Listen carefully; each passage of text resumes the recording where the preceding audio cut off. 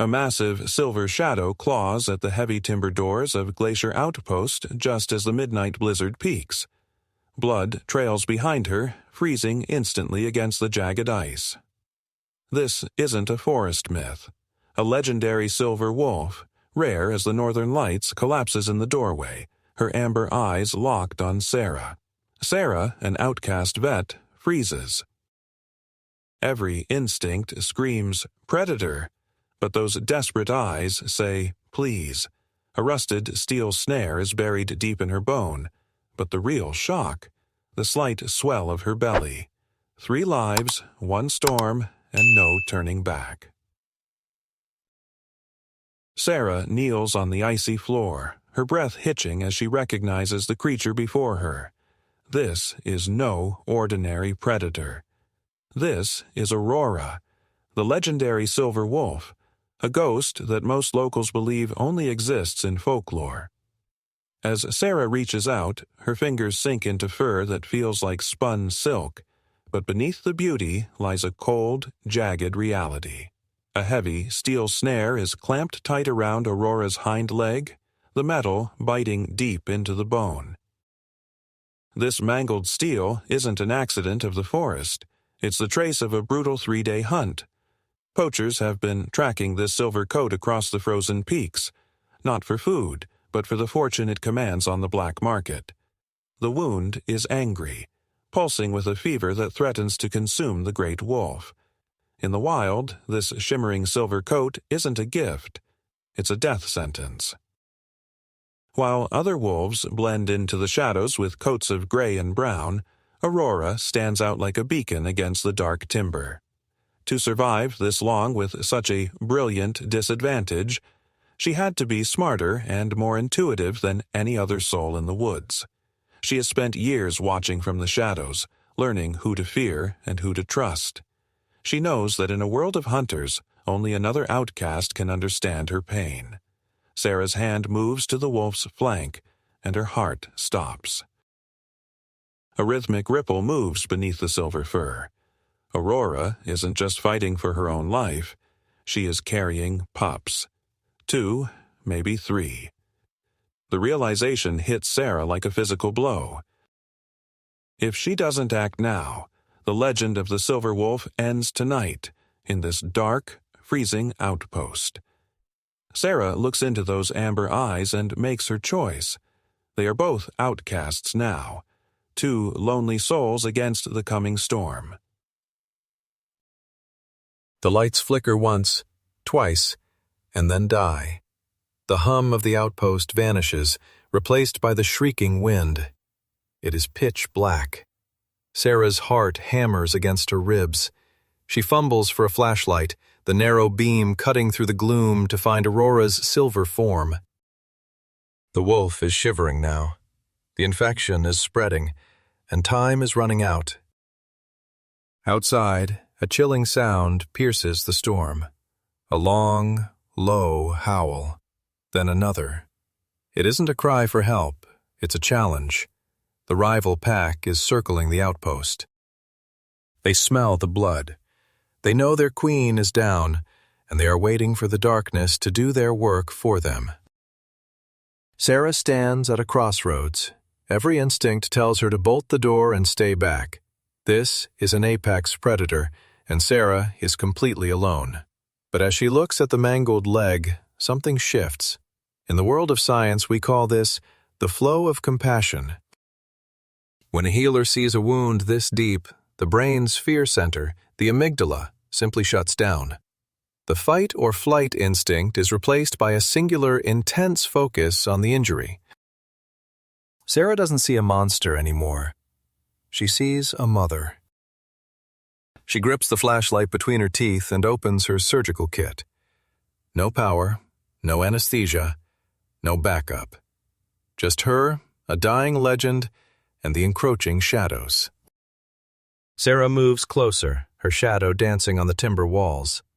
The storm rages outside, but inside the air is thick with a heavy, desperate silence as Sarah prepares to perform the riskiest surgery of her life in the dark.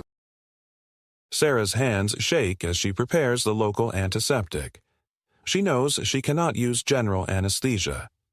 In the wilderness, losing consciousness is the same as losing your life. Aurora knows this too. To stay awake is to stay in control. If Sarah puts her to sleep with chemicals, the fragile thread of trust they've just spun will snap.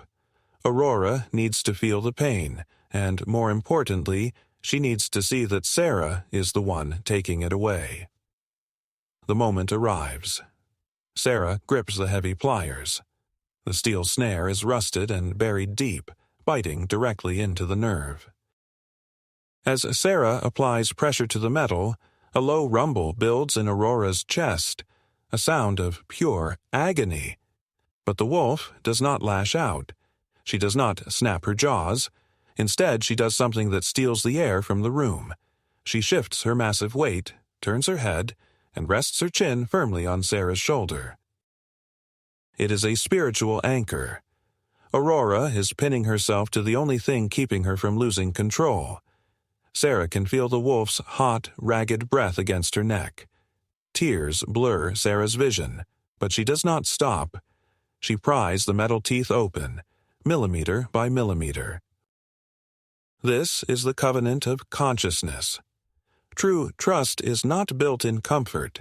It is forged in the fire of shared suffering. Aurora is not just a patient. She is a partner in her own rescue. With a final, sickening metallic crack, the snare gives way. Sarah flings the blood-stained steel across the floor. The silence that follows is heavy. Aurora's body goes limp against Sarah, her heavy head still pressed into the doctor's shoulder. The wolf exhales a long, shaky breath, her amber eyes fluttering shut for a moment of pure relief. They are both trembling, covered in sweat and snow, bound together by a promise kept in the dark. Sarah realizes she has not just saved a leg, she has stitched two broken lives together with the thread of pure courage. 2 weeks pass. The howling storm is now a distant memory, replaced by the soft, rhythmic breathing of a mother in peace. Inside the quiet timber walls of the outpost, the air feels warm and heavy with the scent of new life. Aurora doesn't pace anymore. She lies still on a nest of blankets, her silver coat glowing in the pale morning light. The first pup arrives just before dawn, white as fresh snow. The second follows shortly after. Aurora licks them clean with long, careful strokes, then nudges both tiny bundles toward Sarah. It is an invitation, a total surrender of the wild to the human who saved her. Sarah reaches out, her heart in her throat, and touches the tiny, perfect heads. She hand-feeds Aurora the last of her own meat supplies, watching as the great wolf leans into her touch with a soft, rumbling huff of contentment. In this remote, frozen corner of the world, Sarah realizes she is no longer the outcast the world rejected. She has been accepted by a family of ghosts. She isn't alone in the shadows anymore. She is the guardian of a legend. The release day breaks cold and clear.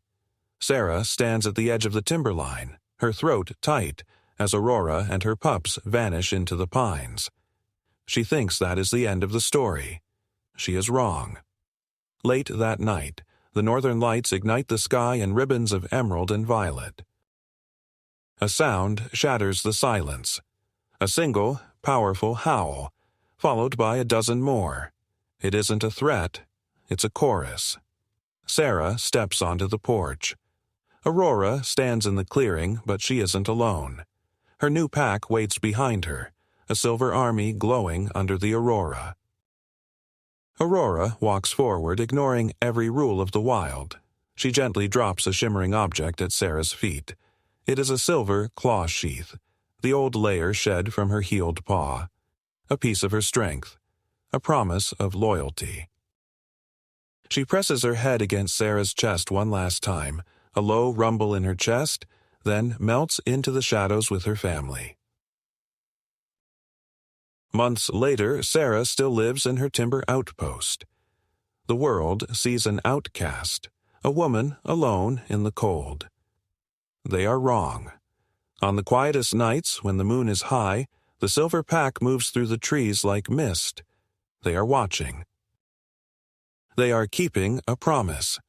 Sarah chose to break the rules of men to follow the laws of the heart.